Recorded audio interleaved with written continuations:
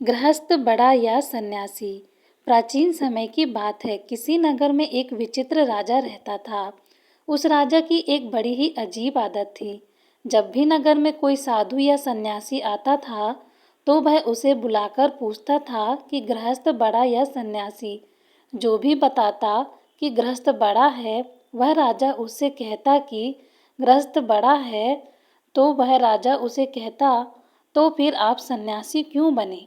इसलिए गृहस्थ बनिए। इस तरह वह उस सन्यासी को भी गृहस्थ बनने का आदेश देता था। जो बताता कि सन्यासी बड़ा है, वह उससे प्रमाण मांगता था। यदि वह प्रमाण ना दे सके तो वह उसे भी गृहस्थ बना देता था। इस तरह कई संत आए और उन्हें सन्यासी से गृहस्थ बनना पड़ा। इसी बीच एक दिन नगर में एक महात्मा का आगमन हुआ। उसे भी राजा ने बुलाया और अपना वही पुराना प्रश्न पूछा, गृहस्थ बड़ा या सन्यासी? महात्मा बोले, राजन, ना तो गृहस्थ बड़ा है, ना ही सन्यासी। जो अपने धर्म का पालन करे वही बड़ा है। राजा बोला, अच्छी बात है। क्या आप अपने कथन को सत्य सिद्ध कर सकते हैं? महात्मा ने कहा, अवश्य। इसके लिए आपको मेरे साथ चलना होगा।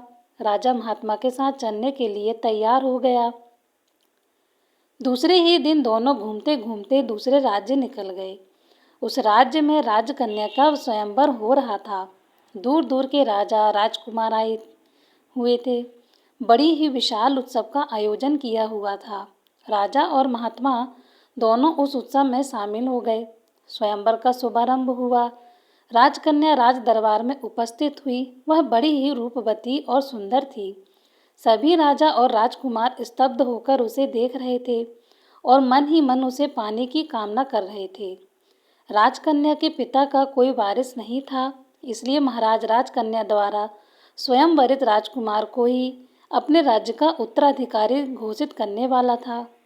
राजकुमारी अपनी सखियों के साथ राजाओं के बीच घूमने लगी। वह उपस्थित सभी राजाओं को देखने के पश्चात भी उसे कोई पसंद नहीं आया। राजा निराश होने लगे। राजकुमारी के पिता भी सोचने लगे कि स्वयंवर व्यर्थ ही जाएगा, क्योंकि राजकुमारी को कोई वर पसंद नहीं आया। तभी वहां एक तेजस्वी सन्यासी का आगमन हुआ। सूर्य के समान उसका चेहरा कांति से चमक रहा था।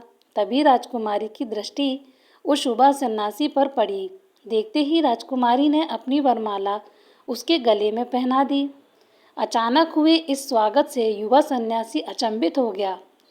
उसने तुरंत वस्तु स्थिति को समझा और तत्क्षण उस माला को अपने गले से निकालते हुए कहा, हे देवी, क्या आपको दिखता नहीं है? मैं एक सन्यासी हूँ। मुझसे विवाह के बारे में सोचना आपकी भूल है। तभी राजा ने सोचा, लगता है यह कोई भिखारी है जो विवाह करने से डर रहा है। उन्होंने अपनी घोषणा दोबारा दोहराई, है युवक, क्या तुम्हें पता भी है, मेरा पुत्री से विवाह करने के बाद तुम इस संपूर्ण राज्य के मालिक हो जाओगे। क्या फिर भी तुम मेरी पुत्री का परित्याग करोगे? सन्यासी बोला, राजन, मैं सन्यासी हूँ और विवाह करना मेरा धर्म नहीं है। आप अपनी पुत्री के लिए कोई अन्य वर देखिए। इतना कहकर वह वहाँ से चल दिया। किंतु वह युवक राजकुमारी के मन में बस चुका था। उसने भी प्रतिज्ञा की कि मैं विवाह करूंगी तो उसी से, अन्यथा अपने प्राण त्याग दूंगी। इतना कहकर वह भी उसके पीछे पीछे चली गई। वह राजा और महात्मा जो यह वृत्तांत देख रहे थे, उनमें से महात्मा ने कहा, चलो हम भी उनके पीछे चलकर देखते हैं क्या परिणाम होता है। वह दोनों भी राजकुमारी के पीछे पीछे चलने लगे। चलते चलते वह एक घने जंगल में पहुंच गए। तभी वह युवा सन्यासी तो कहीं अदृश्य हो गया और राजकुमारी अकेली रह गई। घने जंगल में किसी को ना देख राजकुमारी व्याकुल हो उठी। तभी यह राजा और महात्मा उसके पास पहुंच गए और उन्होंने राजकुमारी को समझाया। यह दोनों उसे उसके पिता के पास छोड़ने के लिए ले जाने लगे। वह जंगल से बाहर निकले ही थे कि अंधेरा हो गया। सर्दी की काली अंधियारी रात थी। भटकते भटकते यह तीनों एक गांव में पहुँचे। यह गांव के चौपाल पर जाकर बैठ गए। बहुत सारे लोग वहां से गुजरे, लेकिन किसी ने इन ठंड से ठिठुरते मुसाफिरों का हाल तक नहीं पूछा। तभी वहाँ से एक गाड़ीवान वहाँ से गुजरा। वह अपनी पत्नी और बच्चों के साथ खेत में घर जा रहा था। उसने देखा कि वह तीनों ठंड से ठिठुर रहे हैं। मैं उनके पास गया और पूछताछ की तो महात्मा ने भटकते हुए मुसाफिर बता दिया।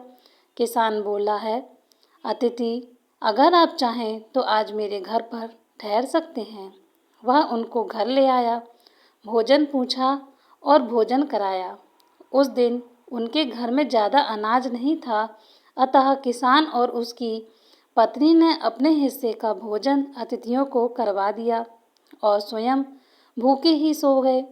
सुबह हुई, राजकन्या को उसके पिता के पास छोड़कर राजा और सन्यासी दोनों वापस अपने घर को चल दिए।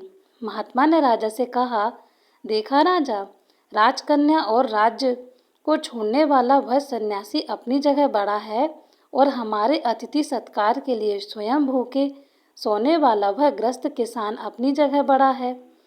यह एक तरफ सन्यासी ने राज वैभव और रमणी का तनिक भी मोह न करके अपने धर्म का पालन किया, इसलिए यह निश्चय ही महान है।